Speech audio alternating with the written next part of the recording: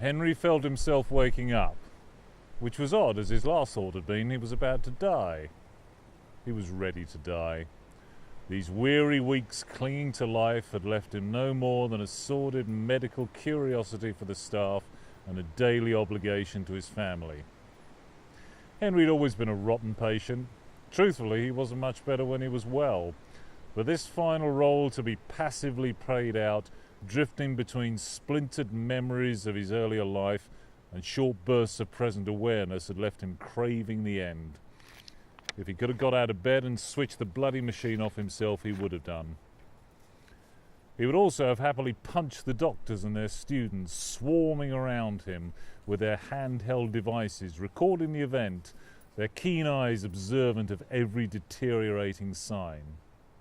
Their conversation hushed, not out of sympathy for the miserable wretch they were dissecting, but more to avoid sounding foolish with the wrong diagnosis. The same bland bookends from the doctors. Sorry to bother you, would you mind? And we'll leave you in peace now. The assorted members of his family. Why? They knew his will. He'd given them all a copy. Did they think by turning up that he'd change his slice? Where had they been when he really needed them? His daughter and teenage grandson got the first prize. The others who shared his blood but very little of his life would get their nods and no more. Their observations of his slightest movement irritated him more than the itches he couldn't scratch, the sun in his eyes he couldn't turn from, the smell of his own body he longed to cleanse. Every time they brought his grandson, Thomas, he wanted to scream, "For God's sake, take the boy away. Don't let his abiding memory of Gramps be this useless, twitching old figure." Thomas had owned a guinea pig. They'd found him together, paws curled skywards. He knew what death was. Let him stay away and tell him when the time comes. And another thing. In order to have a good death, Henry was to be entertained by a playlist and movie soundtrack. Every inert moment was to be filled with music or films that some well-meaning prick had assembled to send him from this world to the next, presumably with suggestions from the family. Full marks for the jazz collection, which he willingly melted his senses into. But which cretin decided he should be subjected to the entire Star Wars collection? In better days he'd endured this for the sake of his grandson, but Henry had a genuine fear that his final moments would be punctuated by some overblown platitude from a saga he loathed with a passion. He hoped at the very least Thomas was distracted whilst keeping his unnecessary ghoulish watch over Gramps. The clock, cheap and functional, its second hand crawling relentlessly round and round, charting every fleeting moment that Henry felt slipping away. Breathing, slowly in and out. The blood crawling around his veins, bringing headaches and cramps as his limbs ached for a younger man's flow. The clattering cutlery as another wasted meal went cold beside him. Common sense prevailed and the icy needle was applied to pump the last vestiges of sustenance into Henry's veins. Blue to grey, grey to white. The ceiling tiles, 1, 2, 3, too much effort. Boring anyway. The hum of the machines, seagull wings flapping outside the window, distant grumbling of snarled traffic in the surrounding roads, feeling weightless and trapped. At least Henry felt little pain. No stranger to drugs, he relished how these dangerous criminal substances were now smoothing his path out of this life. He wanted no prayers. He wanted nobody observing that his 73 years represented a good innings. He hated that expression. Had it ever brought comfort to anyone?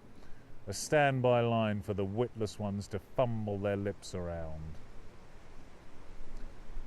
There is no heroism in the impotent fading from life, no dignity in being carried inch by inch along the final path to oblivion, alternatively high as a feeble kite or stewed in puny despair at his prolonged, pointless existence. For Henry, it really couldn't come quickly enough. So it was on that day, when Henry sensed the awareness of day into night was failing him and his time was short. He felt the loosening of the last threads binding him to this world. It would not be long now. He tried to relax his mind into letting go of even the tiny protesting voice that the spirit always seems to call up. His breath became shorter, shallower, and he felt the veil of death at last brushing his cheek to draw him down. But in the next moment, he felt himself rising, like a hopelessly stranded diver lifting up to the surface again. There was no effort on his part. The rolling sensation of darkness across his senses was slowly lifting and giving way to lighter tones. A flickering haze of purple, pink, and lavender danced across Henry's vision as the light became closer still. The drugs, surely. They'd given him a stronger cocktail to get him through the night. But this was different. It was not a hazy ride through the land of Nod, even the highly accelerated cosmic land of Speedy Nod. Henry stood, eyes open, alert, keen, free of pain and looking ahead. Around him were the dark walls of a narrow tunnel. He felt himself moving but didn't know how. There was no sense of walking, he was just advancing towards an opening. The tunnel, whilst dark as the wilderness night, was teasingly sprinkled with the same purple, mauve, lilac to pink hue. He could not look up or down. He finally passed through the opening and into a large cavern. And sitting in that cavern, to his great shock, was a giant.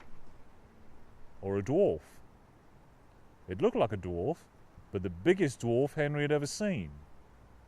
He couldn't move. Not through fear, although he felt a little of that. He felt as if he was being presented, as if he'd arrived at this destination by design, and it was up to others what happened next. In this uncertain state, he saw the figure was waking up.